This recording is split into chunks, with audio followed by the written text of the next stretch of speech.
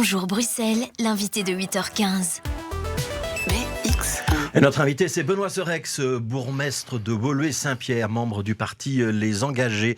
Vous faites partie des communes à Woluwe-Saint-Pierre, Benoît Serex, qui n'auront plus qu'une seule collecte de sacs blancs à partir de la mi-mai. Vous êtes content déjà qu'on ait repoussé du 1er mai au 15 mai, ou ça n'est pas suffisant ? Ça ne change absolument rien. Alors si on est d'accord évidemment sur le principe du tri des déchets sélectifs, de nouveau, c'est la méthode qui a failli. On nous avait annoncé une grande campagne de communication. On est à un mois du début de la mesure, moi je ne la vois pas aujourd'hui.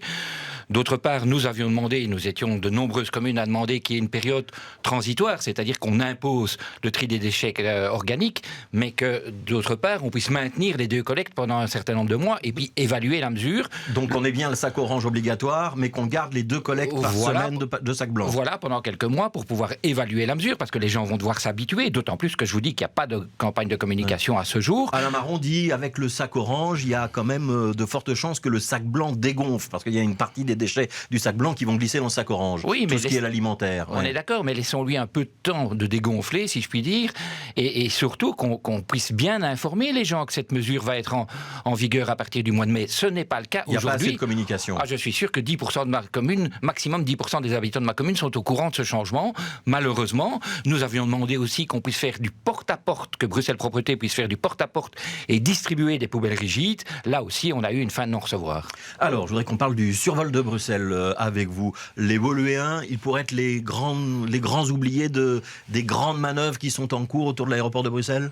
Malheureusement, ils sont les grands oubliés depuis longtemps, puisque nous avons 40% des décollages au-dessus de Woluwe-Saint-Pierre, nous avons 15% des atterrissages à très très basse altitude. Donc nous sommes la commune la plus survolée de toute la région bruxelloise. Plus qu'Evere ?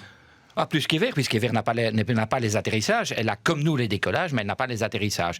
Donc nous, on est 2 fois punis, si je puis dire, et on doit bien constater qu'il n'y a malheureusement rien qui se passe. Moi, je n'ai jamais vu un ministre aussi peu actif dans ce domaine que l'est M. Gilles Quinet. Il a annoncé sur notre antenne, c'était il y a une dizaine de jours, son intention d'arriver avec une nouvelle proposition d'ici au 21 juillet.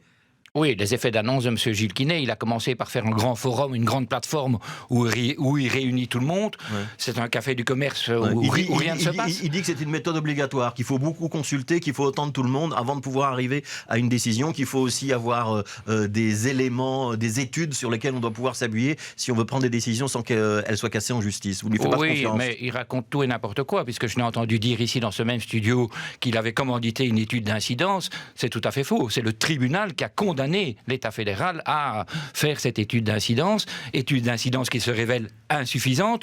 Et alors consulter, c'est très bien. Je suis bourgmestre de la commune la plus survolée de toute la région bruxelloise. Je n'ai pas eu le moindre contact avec M. Gilles Quinet, alors que je n'en avais eu avec tous ses prédécesseurs. Donc je n'ai jamais vu quelqu'un qui faisait aussi peu. Vous ne lui faites pas confiance ? Dans ce domaine-là, absolument pas. Ouais.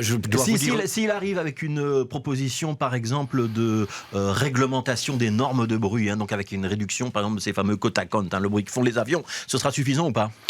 Mais pas du tout. Et on voit qu'il y a un momentum tout de même, parce que aujourd'hui et dans d'autres aéroports, on ne sacrifie plus tout à l'économique, et je suis étonné de voir que... Donc Schiphol va fermer les vols de nuit en 2025. Schiphol va fermer les vols de nuit, Francfort le fait, on a vu aussi les déclarations du directeur général des aéroports de Paris, qui se dit aussi il ne faut pas, dans les prochaines années, tout sacrifier à l'économique. Je suis assez étonné que des ministres écologistes, puisque nous en avons un en région bruxelloise, M. Marron et M. Gilles Quinet au niveau fédéral, ne tiennent pas compte de ce momentum pour faire des propositions qui sont des propositions un peu plus radicales, c'est-à-dire l'interdiction des vols de nuit.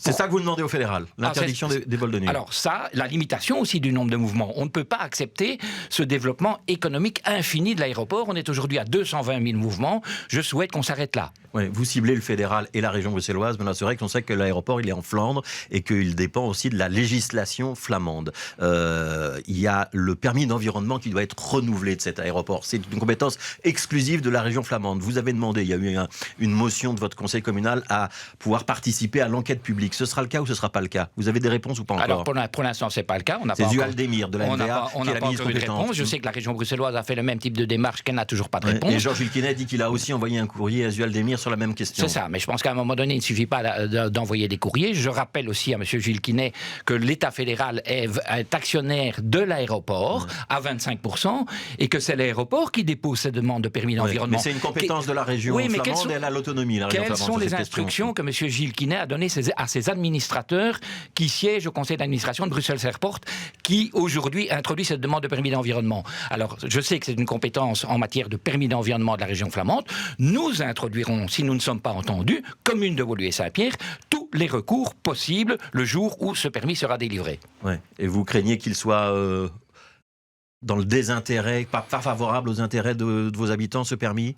Je constate que depuis 20 ans, on a réservé la priorité au développement économique de cet aéroport sans tenir compte de l'environnement, de la santé. Je peux vous dire que moi j'ai des habitants aujourd'hui qui veulent déménager, qui sont malades à cause de ce bruit, ces nuisances sonores. Donc j'espère qu'enfin on va en tenir compte. Alors il nous reste 3-4 minutes. Je voudrais qu'on parle de mobilité, réaménagement du rond-point Montgomery et de l'avenue de Tervuren. On est proche d'un accord, nous disait la semaine dernière Vincent de Wolf, le bourgmestre d'Etterbeek. Proche d'un accord entre les communes concernées et la région bruxelloise, et notamment la ministre de la Mobilité, Elke van den Brand. Vous confirmez qu'on est proche d'un accord? Oui, c'est une bonne nouvelle. Le projet a bien évolué. On va vers un beau boulevard urbain, arboré, avec des 3 bandes qui sont maintenues autour du Square Montgomery, avec le stationnement qui est maintenu, avec des traversées piétonnes. On ne va pas supprimer de place de parking dans le projet? Alors, on ne va pas supprimer de place de parking dans le projet, en tout cas sur la partie Woluwe-Saint-Pierre, pour laquelle nous nous battions, puisqu'on sait que ces places de parking sont indispensables pour les riverains entre le Square Montgomery et le Square Léopold II. Sur l'avenue de Tervuren, donc sur le côté Etterbeek, on sait qu'on va réduire la largeur des bandes pour un petit peu forcer les automobilistes à ralentir, qu'on va installer des pistes cyclables de chaque côté, une dans chaque sens, et non pas une grosse piste bidirectionnelle au milieu. C'est la même chose qui sera sur la partie Woluwe-Saint-Pierre? Ou ce sera différent? Non, il faut harmoniser les choses. Donc ce sera la même chose. Alors que le projet initial visait une piste bidirectionnelle, ce à quoi nous nous sommes opposés, aujourd'hui on en est revenu à la raison et il y aura une piste cyclable dans chaque sens, ce qui va satisfaire les cyclistes, puisqu'il y avait un tronçon manquant entre le Square Léopold II et le cinquantenaire. Les travaux, c'est pour quand? Alors ça dépend de la région, c'est elle qui est maître de l'ouvrage, elle devra déposer le permis, et puis, à mon avis, d'ici un an et demi. Est-ce que vous serez le bourgmestre qui inaugurera la nouvelle avenue de Tervuren? Ce sont les électeurs qui le décideront. Je vous pose la question parce qu'il y a les élections 2024 qui arrivent. Mais ça veut dire que vous êtes candidat à votre succession en 2024. Je suis candidat à ma succession. Allez, 1 minute. Good move au quartier Champ d'Oiseau. On appelle ça aussi maille apaisée maintenant. Il y a une concertation en cours. C'est à la fois sur Woluwe-Saint-Pierre et il y a un petit bout sur Oderghem aussi, sur ce quartier-là. On va prendre le temps. Ce ne sera pas avant 2024 non plus? Je ne pense pas, puisqu'on en est simplement aujourd'hui à interroger les gens et on va être très prudent. On a été fort refroidi par ce qui s'est passé dans les autres communes bruxelloises.